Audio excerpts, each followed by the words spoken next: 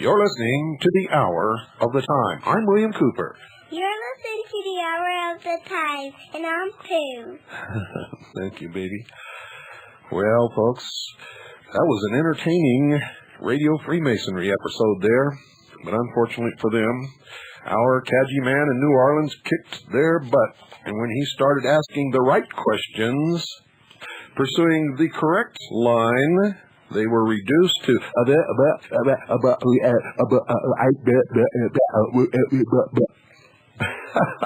I love it. I love it. Just absolutely love it.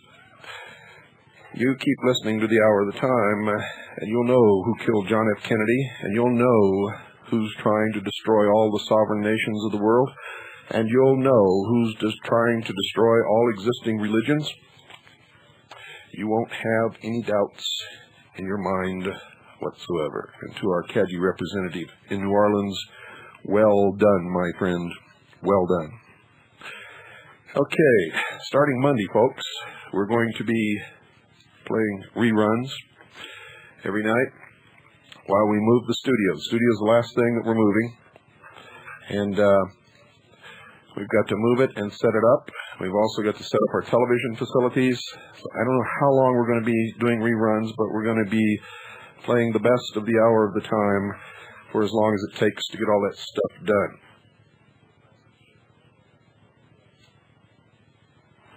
So, be patient, folks, and while we're doing that, we're going to keep the seeds open.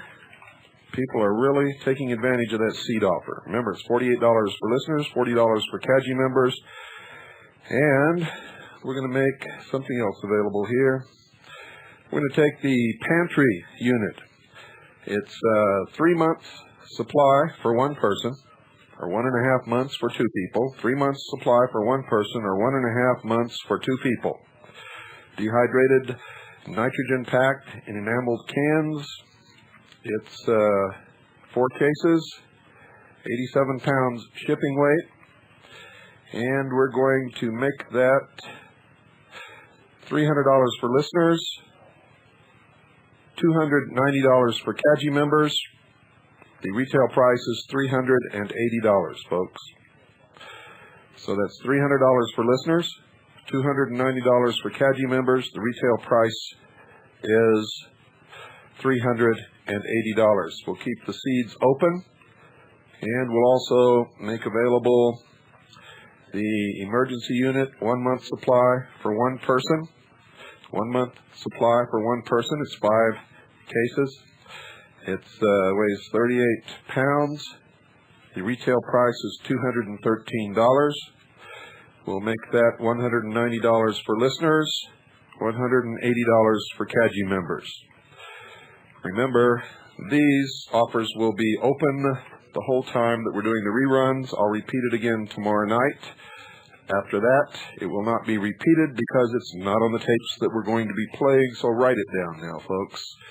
And don't forget it. I'll try to repeat it later in the program, but not right now. Just remember, folks, all this stuff about the CIA, the Mafia, the Mossad, these are just smoke screens for the real people. Castro didn't do it. No, sir. It's the interlocking secret societies known collectively as the Illuminati that murdered John Fitzgerald Kennedy. All the symbolism is there. All the links are there. All the stone penises are there. Everything is there that you need to know.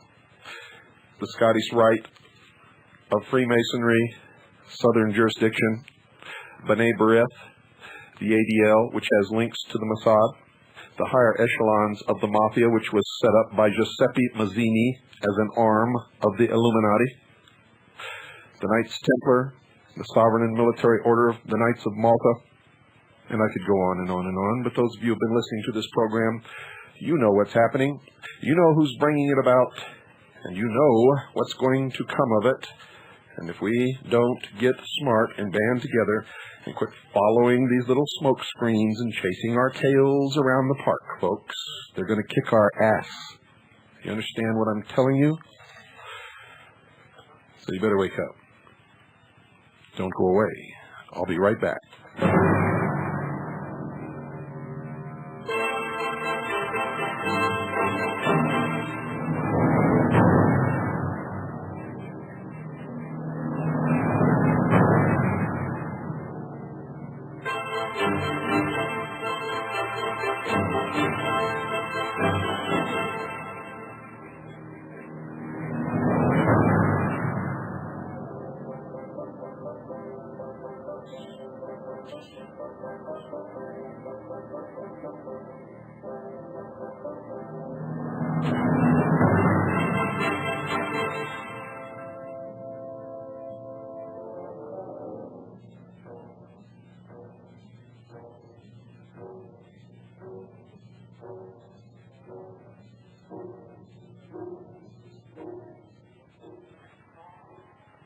Was Rhodes Scholar Clinton or country bumpkin McDougal the mastermind of Whitewater?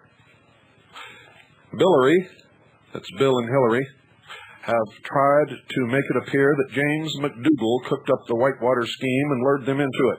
They claim they were passive investors. Come on, folks. Come on, Billary. You guys can do much better than that. If you just put your minds to it, can't you? McDougal is a country bumpkin with average brains and little education, a perfect patsy, and so far he fits the bill just right. Falls right into his niche, doesn't he? He's now broke and failing health and living on $750 a month in a broken down apartment. Trying to tell me that this is the man who scammed hundreds of millions of dollars and he has nothing? Bill Clinton is a Rhodes Scholar, a graduate with honors from Georgetown University and a member of the Mensa Society. He's a multi-millionaire who has risen to the most powerful position in the world with the power elite of British Israelism and the Eastern establishment behind him. Doesn't look like it, does it? But they are. See, if they weren't, he wouldn't be where he is today. He's famous, ladies and gentlemen, for his deal-making, which means promising anything he has to get his bills passed. So who do you think scammed who? And if you really think that Bill Clinton is the mastermind, you'd better think again. No king has ever really been the king. The Whitewater hustle came from the power behind William Clinton. William Clinton is the patsy, folks. The scheme was so blatant it's almost difficult to believe, which makes me point to the fact that this was intended to dirty William Clinton so much that he could bring down the presidency and turn the American people against constitutional government.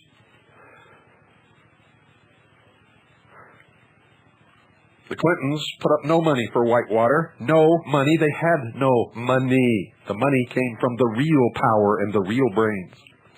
They invested next to nothing, and even that was borrowed. Their losses are zero, folks. Forget the $68,900 loss they claim. We'll show you a bit later it's entirely a fabrication. And they're telling us McDougal, who used to be a Clinton aide, just gave them a 50% deal in a lucrative land investment for nothing. Just a little favor for a friend? Bullshit. Clinton put up no money, no time, no expertise, not a single contribution. That's not the real world, folks. In a legitimate project, you never take anyone on for free and give them 50% of their business. You put them in because they give you some benefit, or they buy it.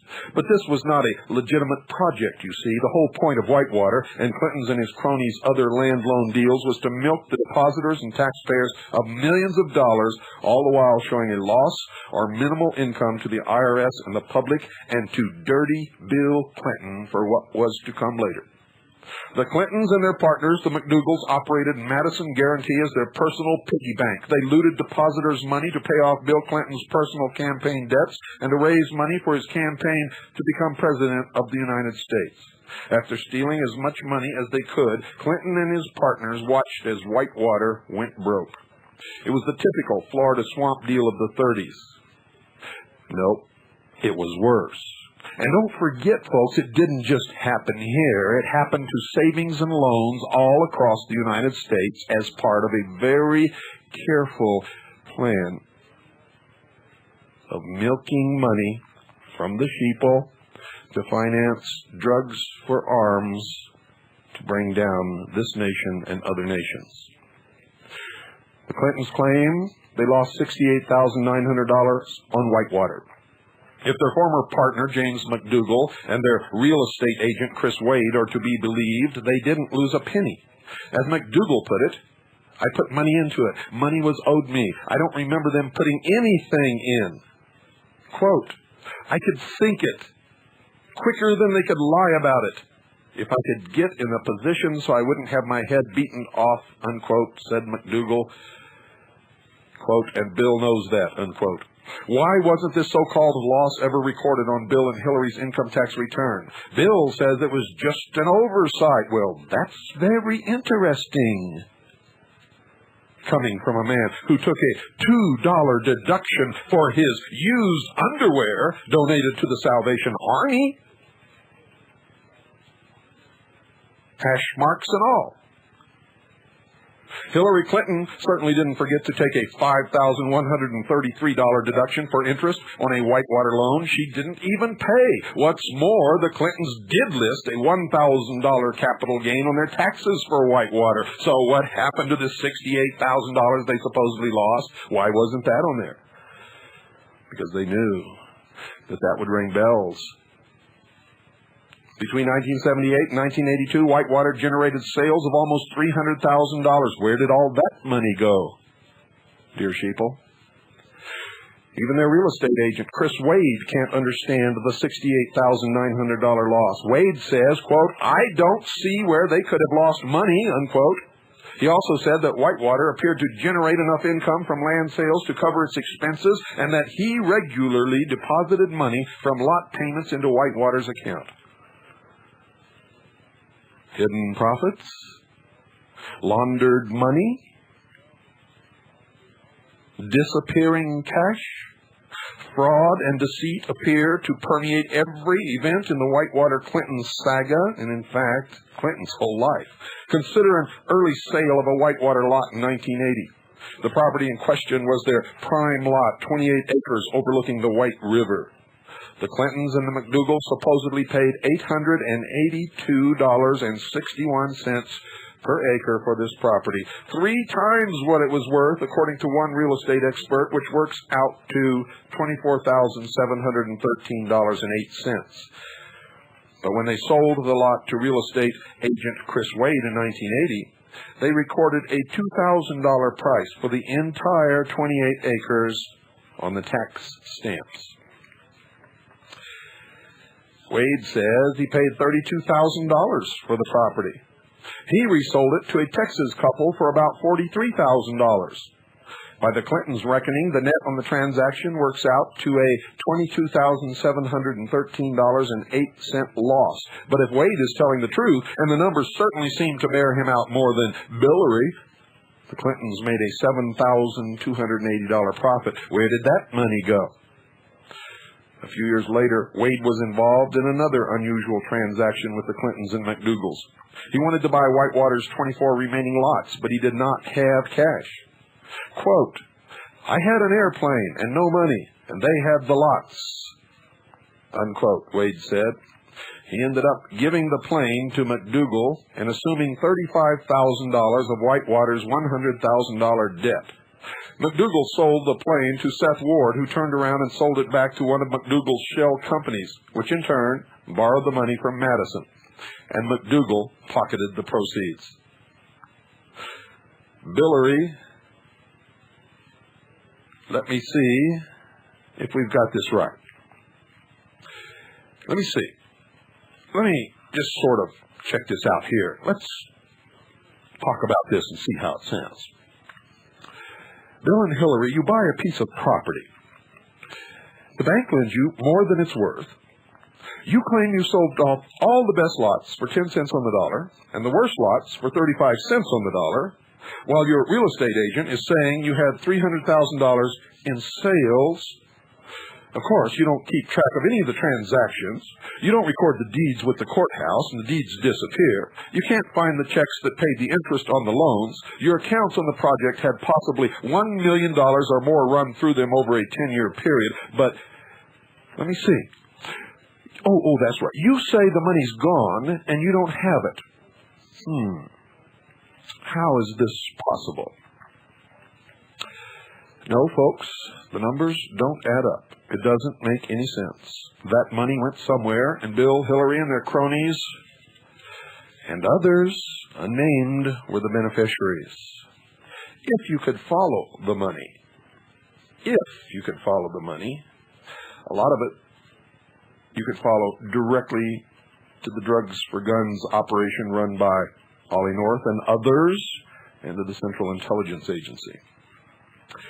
Hillary was a key player in Bill's schemes. Hillary Clinton claims she has no knowledge of the savings and loans and McDougal's handling of Whitewater. You're going to love this part, folks. But McDougal says it was always Hillary he contacted to discuss the development, and there are allegations that she had power of attorney, quote, to manage and conduct all matters, unquote, related to Whitewater. She was personally retained by the Savings and Loan as their attorney, represented them before state regulators, and she was on a $2,000 a month retainer to Madison. But she says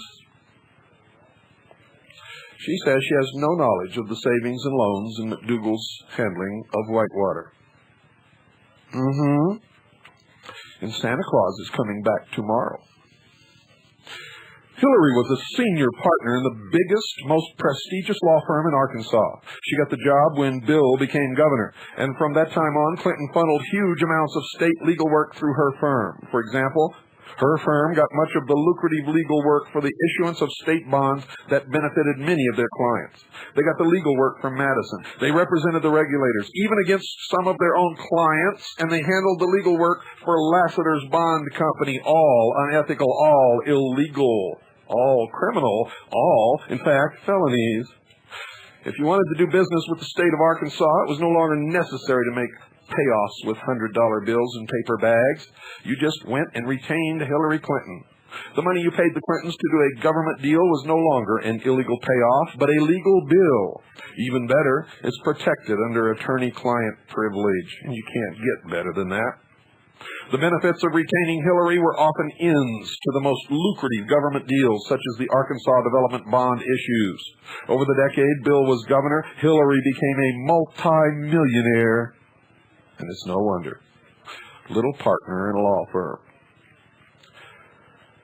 And how did Hillary and Bill keep regulators from closing an insolvent savings and loan? Well, let's look at that, folks. The regulators knew that Madison Guarantee Savings and Loan was insolvent as far back as 1985. But Bill and Hillary used their political influence to keep the Madison open, and they succeeded for years. After all, the regulators were appointed by Governor Bill Clinton, who was their boss. They did the right thing to keep their jobs. They backed off. What some people won't do. For a piddly-ass little job that don't pay anything, they'll sell their whole country down the drain. All their neighbors and friends, people who invested, had their savings in there. These regulators didn't care. They wanted to keep their little old stinking job. Probably got paid $20,000 a year, which ain't chump change in this day and age, folks. I hope that doesn't insult too many of you, but it's true. It's absolutely true. I never could figure out why people consent to be the slave of somebody else working for chump change when they have the same brain as everybody else who uses their brain. Who's the boss? Who create companies, who employ other people.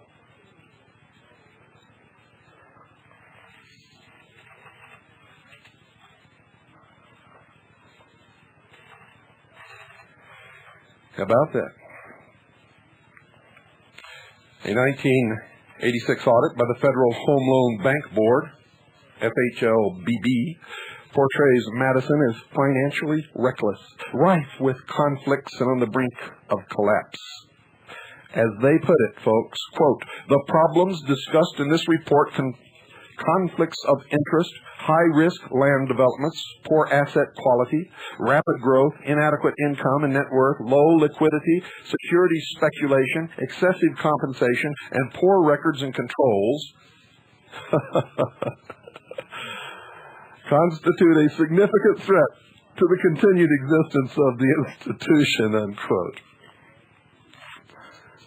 My. Furthermore, regulators noted that at least $17 million had been loaned out to friends and family at McDougal, who, along with Clinton and his cronies, used Madison as their personal piggy bank. Of course, they all deny any participation or knowledge of this now, and all claim that they don't have the money. Meanwhile, Hillary Clinton was claiming to regulators that the savings and loan was solvent, yet she claimed she never knew anything about the savings and loan.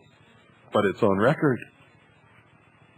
She even put together a stock offering, which the state of Arkansas approved, to bring in millions of new suckers' dollars, and this socialist Marxist twit has you all convinced that she's for the poor person and she's going to elevate your lifestyle and make you all happy participants in the New World Order, the new socialist state. Haven't you caught on yet? Marxists always promise you the moon and steal your underpants. And she's a screaming Marxist. In essence, Hillary was proposing that the people of Arkansas be convinced to use their hard-earned money to shore up an insolvent savings and loan. The woman who claimed she didn't know anything about the savings and loan. The scheme was so outrageous that even Hillary couldn't sneak it by the FHLBB, who killed the deal, and it's on record. 4 years later, the federal government called the plan Hillary tried to push through fraudulent. But do you think that they prosecuted her? No. If this was you or me, where would we be right now? Why, we'd be in cell block C. And Clinton became president of the United States. And then there's the little matter of Madison's $2,000 a month payoff to Hillary. Madison guaranteed that Hillary knew nothing about. Her husband was governor of Arkansas. She worked for the biggest, most prestigious law firm in the state. Oh, we said that, didn't we? Hillary was the ideal conduit for political favors and payoffs. When Bill did a favor for someone, the payback could go to Hillary. When the state needed outside legal representation, the work could go to Hillary's firm, and millions of dollars were funneled through her law firm. Madison Guarantee Savings and Loan is just one example. According to James McDougal, early one morning about 9 years ago, he answered a knock at his office door, and he found a winded and sweating Bill Clinton dressed for a jog on the steps. Clinton was then struggling to retire campaign debts for his gubernatorial run and to make ends meet on his $35,000 salary. The governor expressed concerns about his family's financial condition. He told McDougal things were tight and asked him to send some business to Hillary through her law firm. Quote, I asked Clinton how much he needed, says McDougal, unquote, and Clinton said, quote, about $2,000 a month, unquote. Later that day, McDougal directed an executive at Madison to immediately put Hillary Clinton of the Rose Law Firm on retainer for that amount. Quote, "I hired Hillary Clinton because Bill came in whimpering that he needed help," said McDougal. "The bank said he had no specific legal work in mind when he hired Hillary," unquote. McDougal said he recalled the event vividly because he was so uncomfortable during the meeting, not over the retainer issue, but because throughout the conference, Clinton sat sweating at McDougal's new leather desk chair, an expensive gift from his wife. Ain't being rich tough, folks? The house that Hillary built. It was Hillary who built the first model home in Whitewater. Although the land was already mortgaged by Whitewater through the Citizens Bank of Flippin, Hillary took out a $30,000 personal loan from the Bank of Kingston, also controlled by McDougal, putting nothing down. McDougal couldn't borrow the money because, being an owner of the bank, it would arouse suspicions among the regulators. Whitewater Development Corporation could not borrow the money itself because its only asset, the land, was pledged as collateral for the current loans. But Hillary, oh yes, Hillary was able to get the loan and pledge it to Whitewater, which then paid the interest and the principal. The banking commissioner in Arkansas has said this loan violated state laws, and probably federal laws as well, although Whitewater was paying the loan off, and Hillary had never paid Whitewater for the lot. She built the model home and then sold it at least twice, folks. She sold this thing twice. One source suggests more. Whitewater essentially gave her the property. She paid no taxes on this gift, but she did take the interest payments off on her income tax to the tune of $5,133. The Clintons claimed this was a mistake, but since the statute of limitations is long past, Hillary say they are not required to pay it. And why am I talking about all these taxes that they paid or didn't pay? Simply, folks, they have declared that they are taxpayers, and since they volunteered, they're obligated to pay it. At one point, she appears to have sold the property 2 days before she had bought it back from the last sale. Investigators haven't been able to track the profits on these sales. Oh, no. You see, the records were lost. You try that. The sales were done on unrecorded contracts. Not only were the records lost, but the contracts were unrecorded. The deeds were not recorded with the courthouse, and the deeds have disappeared. So there's no place regulators can go to get a reliable record of the transactions. All we have is the Clintons' word. And try selling that property today. It's a title company's nightmare. Try to get title insurance on something that's been through that kind of a mill. Some pieces of property being sold 2 or 3 or 4 times. Madison guarantees fast and loose loans to Bill Clinton and his cronies could never have gone on as long as they did without Hillary.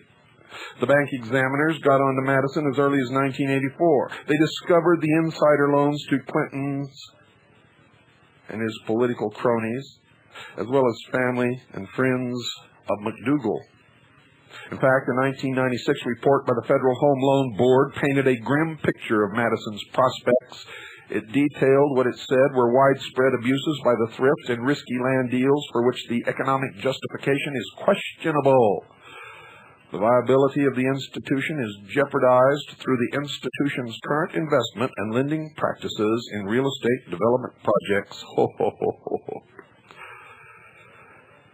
Oh, these bureaucrats can sure come up with words, can't they? But Bill and Hillary used their political leverage to keep the state regulators away, and it wasn't until 4 years after the first signs of impending collapse that state regulators closed the operation finally. At a loss, dear listeners, to taxpayers of $47 to $68 million, and since everything's missing, that's a guess. Hillary represented Madison through her law firm. It was her firm that presented a rosy picture of the savings and loans prospects to the regulators. She then put together a bailout plan. It was a stock offering to bring in millions of new suckers, dollars, and recapitalize the savings and loan they were looking for sheeple. Hillary's plan was reviewed by Securities Commissioner Barbara Bassett Schaefer, a Clinton appointee. Mrs. Schaefer had been on the job for 3 months. Before her appointment, she had been an attorney at a firm that represented Madison. She'd even done a small amount of legal work herself for the S&L. McDougal says she was his choice to fill the spot. They were trolling for sheeple, and the sheeple were biting.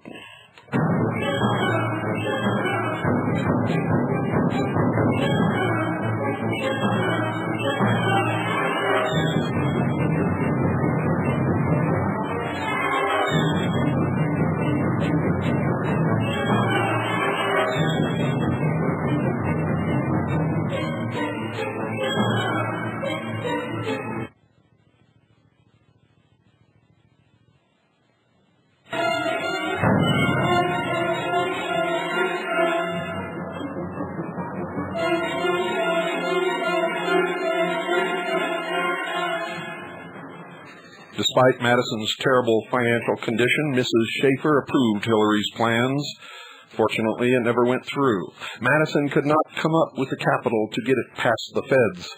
Otherwise, thanks to Hillary, Madison could have lost millions more. It was at this time that Mrs. Clinton apparently also became involved with bank examiner Sarah J. Worsham. Mrs. Worsham had written a devastating report on Madison that could have shut the thrift down. In her January 1984 report to the Federal Home Loan Bank Board, she said Madison had engaged in, quote, unsound lending practices, unquote, and had improperly booked profits. What an understatement. With a report like this, she could have shut Madison down, but she didn't. Oh, no. According to the Washington Times, within months of the report, Madison hired Mrs. Worsham under her maiden name of Hawkins as a senior vice president at $65,000 a year. In addition, she got a $5,000 unsecured loan, a $500 a month expense account, and yearly bonuses of $2,000, plus, dear sheeple, a Rolls-Royce Bentley sedan to just tool around town in, cruise down to the Sonic Drive-In in my Rolls. Yes, sir.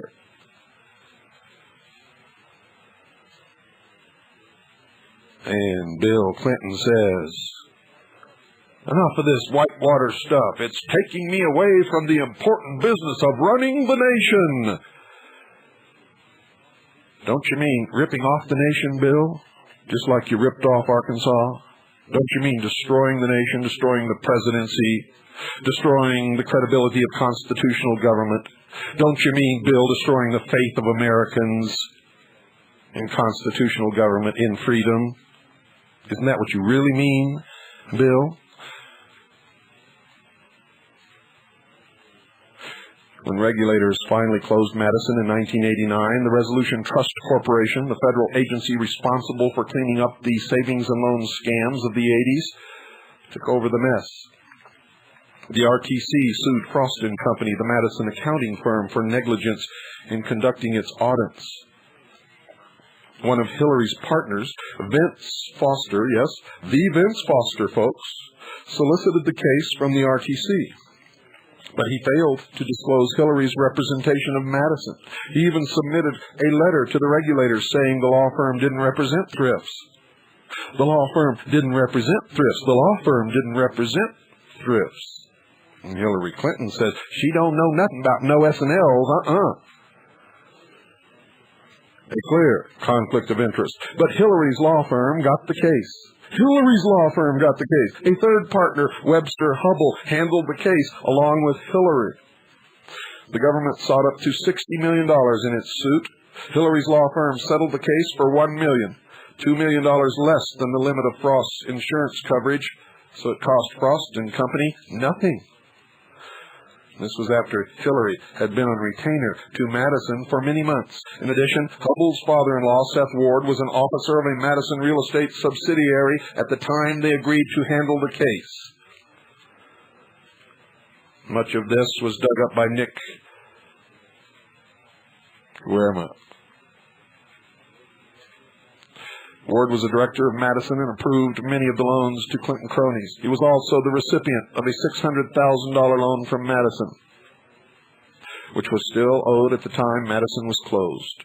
The RTC considered his loan one of the worst examples of abuse at the savings and loan, but Hillary personally got the government to forgive it. Hillary got the government to forgive it. Hillary's law firm received $400,000 from the government for handling this case. The government, which was seeking up to $60 million, essentially got nothing. Out of the $1 million settlement, $400,000 went to Hillary's law firm, and a $600,000 loan to Seth Ward was forgiven. Oh, ain't socialism great, folks? Don't you just love it? Wish Karl Marx was here. He'd be rolling on the floor, laughing, holding his belly. Hubble, the partner who handled most of the Frost suit, was later appointed by Bill Clinton as the number 3 person in the Justice Department. Justice. Justice. Just us. Just us. And we ain't included in that us, folks. Questions about Hillary's conflicts of interest don't stop at her work with the Rose Law Firm, for she has been caught red-handed in what clearly seems to be an insider trading scheme. As we all know, Hillary is so concerned about mankind and sick people, all socialists are. They want to help the poor, the sick, the bleeding, the homeless, that without any direct compensation or reward, she has given her very valuable time to fix the health care system in America. Wonder how many of her cronies will benefit from that. As head of the Health Task Force, Hillary made crucial decisions about the future of health care in America. The plan was developed secretly because Hillary couldn't have made her backroom deals if it was public. The Clintons are still resisting making the Health Task Force documents public, especially the documents that reveal conflicts of interest among task members. Now, it turns out that while heading this task force, Hillary was part of a partnership that made its profits selling health stocks short. In other words, folks, capitalizing on downward moves in the stocks. Hillary had as much as $100,000 in a hedge fund called Value Partners One, which is based in Little Rock. Evidently, she was impressed when she read about Ivan Boesky. Most funds with short-selling strategies were hammered in '93 because of the stock market boom, but stocks in the healthcare fields plunged dramatically. The total value of stocks in pharmaceuticals, medical hardware, biotech, and health insurance fell $200 billion. That's billion with a B, largely as a result of Hillary's health care plans. Let me say that again, folks. Stock in pharmaceuticals, medical hardware, biotech, health insurance, nursing homes, etc. fell $200 billion, largely as a result of Hillary's health care plans, and she had sold these stocks short. Do you understand what I'm saying? I know many of you probably don't, but some of you do. Hillary's statements about health care directly affected the prices of these stocks on a daily basis. Now, do you really think she didn't know this? She was an attorney with 15 years legal experience. She played the stock market. She knew the impact her statements would have on the market, and there she was investing on the swings her press releases caused, selling health care stock short. Although the press has been careful to talk in terms like conflict of interest, it's a clear case of insider trading. It's a felony. The White House isn't denying Hillary had a conflict of interest. They just say the conflict of interest statutes don't apply to Hillary. Her finances are commingled with Bill's, and as president, he is exempt from those laws. They don't call him Slick Willie for nothing. The only formal legal opinion on the subject, drafted in the 80s, declared that the conflict laws don't apply to wives of presidents because spouses aren't federal employees. Now, that might seem to get Hillary off the hook, but it doesn't. You see, when she was heading the task force, there was a lawsuit demanding that the meetings be opened to the public. The Federal Advisory Committee Act says such meetings can be closed only if attended by full-time employees of the government. As an employee, she had to be paid. How much was she paid, and where is the evidence? The lawsuit was resolved, determining that Hillary was indeed a full-time government employee, and the public was told that she was a volunteer. So Hillary is not exempt. Her own testimony, she says she was an employee of the government. Therefore, she was in a conflict of interest. But that's not even the main point. Hillary Clinton manipulated share prices and traded on those manipulations. On Wall Street, you'd go to jail for that. On Capitol Hill, it ought to be the same. Madison Guarantee was not the only institution that Hillary and Bill Clinton and his cronies looted. Capital Management Corporation, which issued small business administration loans, was another prime target. David Hale, a municipal judge who was appointed by Bill Clinton, made the loans. According to Hale, Bill Clinton directly pressured him to make SBA loans for $300,000 to Mrs. McDougal, his partner's wife. Clinton also probably pressured Hale to loan $1 million to Guy Tucker, the present governor of Arkansas. And here we go again. One more time on the merry-go-round, folks. These loans were supposed to go to socially disadvantaged businesses. Instead, they went to the multi-millionaire wife of Clinton's business partner and Clinton's lieutenant governor. At least $110,000 of Mrs. McDougal's SBA loan went into Whitewater. Clinton's spokesman, James Lynch, now says that was a private loan from Mrs. McDougal to Whitewater, and that to suggest there was any impropriety is ridiculous. But even Jim McDougal admits the SBA loans to his wife were a scam. David Hale was the official who made these SBA loans. He says they all knew he was submitting fraudulent financial statements. He says Clinton and McDougal told him the loan was made out in Mrs. McDougal's name only because she was a woman and would therefore qualify as a minority.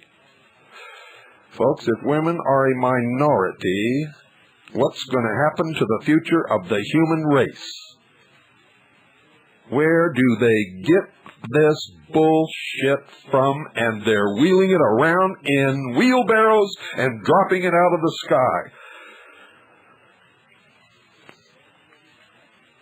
Hale says he never even met Mrs. McDougal until she came to sign the papers and pick up the check. Mrs. McDougal, who is now under indictment for cashing $150,000 worth of stolen checks, claims to know nothing of the loan. Women are minorities. No wonder these Aryans are so upset thinking their race is going to become extinct. They can't find any women. They're minorities.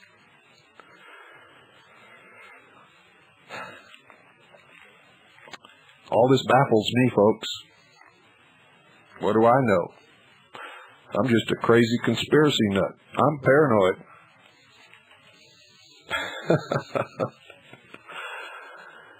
Oh, let me see. I wish my friend was here, the one that sent me the tapes. This is one of those nights I'd like to go off and sit on a mountain and talk to him. Indeed, Hale says McDougal told him the $300,000 would not be used by the designated borrower, Mrs. McDougal. Instead, he said it would conceal questionable transactions by Madison, including help for the Clintons. Hale says Clinton met twice with him about the loan, once telling him the Clinton name could not be associated with the deal anywhere in this, anywhere at all. He also said all three, McDougal, Clinton, and he, knew Mrs. McDougal did not legally qualify for the SBA loan. 3 months earlier, the McDougals had filed a financial statement showing assets of $3.1 million and net worth of $2.2 million. Quote, I knew what was going on, as we all did, Hale said, but we were friends, and that's just the way business is done in Arkansas, unquote. And guess what, dear sheeple? Of course, the money was never, ever paid back, even though Mrs. McDougal is a millionaire. Hale is now up for criminal prosecution. He says Clinton pressured him to make the fraudulent loans. U.S. Attorney Fletcher Jackson, who oversaw Hale's indictment, refused to conduct an investigation or even listen to Hale about Clinton's involvement. Hale says Jackson told him he didn't want to know anything about Clinton or Tucker because he had 8 years to retirement and was not looking to do anything to jeopardize it, unquote. Jackson later confirmed this conversation. As with Whitewater and Madison Guarantee, it was real estate that allowed Clinton and his friends to loot the SBA. You see, Whitewater was only one of the land scams invented to loot the savings and loans in banks, and not just in Arkansas, but all over the nation. Clinton appears to have connections to several such deals that involved millions in loans from Madison Guarantee and Capital Management Corporation, which issued the SBA guaranteed loans. In Texas, a man by the name of George Green was pulling the same scams in Texas as Clinton was pulling in Arkansas. And when they started to tie the hangman's noose to hoist George Green up by the nearest tree, he fled Texas and started publishing the Phoenix Journals. Oh, poor sheeple. Poor sheeple. You're in big trouble and you don't even know that you're in trouble.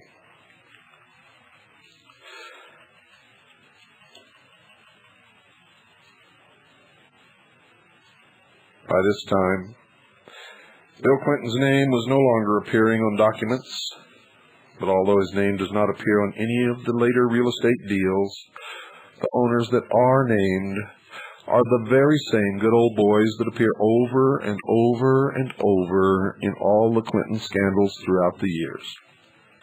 One such property was Castle Grande, a 1,100-acre swamp which was proposed to become a trailer park. I thought you all learned your lessons in Florida. It was owned by Jim Guy Tucker, who succeeded Clinton as governor, Steve Smith, Clinton's former aide, Seth Ward, father-in-law of one of Hillary's law partners, and other powerful Arkansas political and business figures.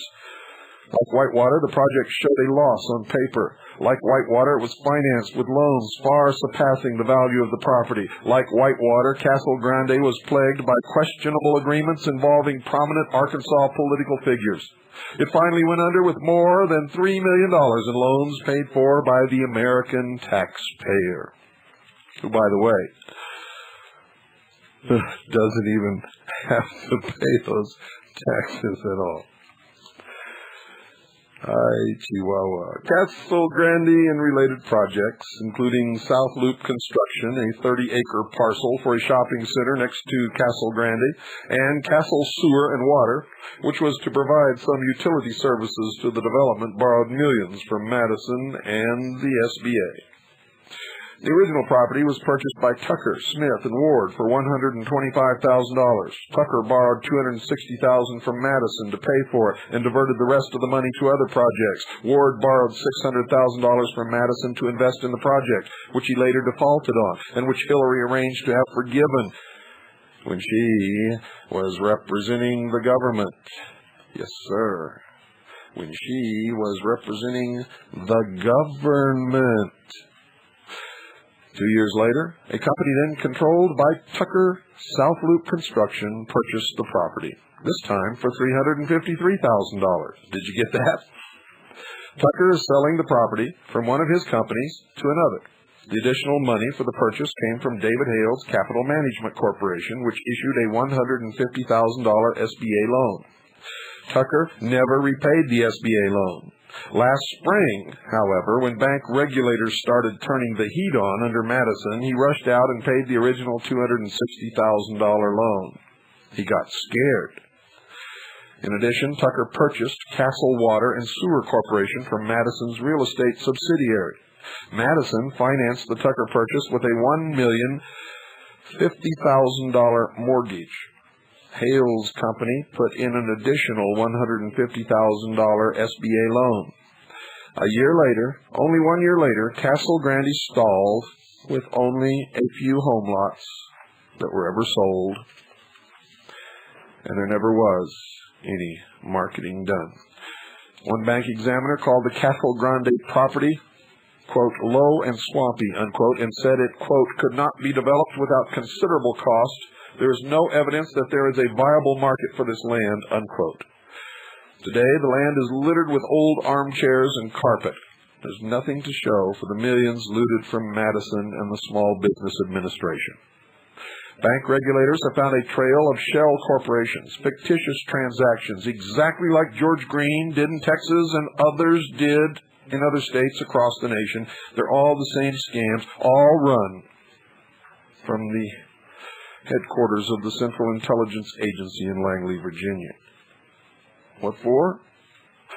Why, to buy arms, for which to pay for drugs, with which to bring down the United States of America. That's what for.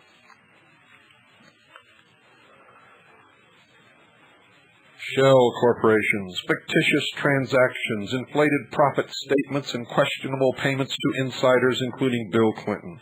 Castle Grande is now included in a list of projects involving possible criminal conduct that's being presented before a special grand jury convened in Little Rock. George Bush's boys were involved in all of this also. But it was the political connections in the Castle Grande project financed by Madison that finally led the Justice Department to take control of what had been treated previously as a routine local investment. By this time, McDougal had been ousted from Madison by regulators, but his slot was quickly filled by another good old boy, Steve Cuffman, one of Tucker's former law associates. And Cuffman promptly forgave half of Tucker's $1,050,000 debt. The deal resulted in one of Madison's largest losses. William Seidman, former chairman of the FDIC, said the Castle Grande deal mirrored the type of risky ventures that helped bring many S&Ls down during the mid-1980s. Quote, it has all the connotations of those things, Seidman said. On its face, you would say the transaction looks like not a real transaction, unquote. Why don't you just say it? Why don't you just say it, Seidman? They're crooks. And it was a scam. Another project, Campobello, shades of Eleanor Roosevelt, shades of Franklin Delano Roosevelt. Another well-known socialist. Another project, Campobello, was to develop 343 acres in West Little Rock and 3,900 acres on Campobello Island off the shores of Nova Scotia, Canada. This one was run by James McDougal, owner of Madison Guarantee, and Chris Wade, the real estate agent who was involved in Whitewater. This project went bust just like the others, same players, same scam, same disappearing records, disappearing money, disappearing deeds, disappearing everything.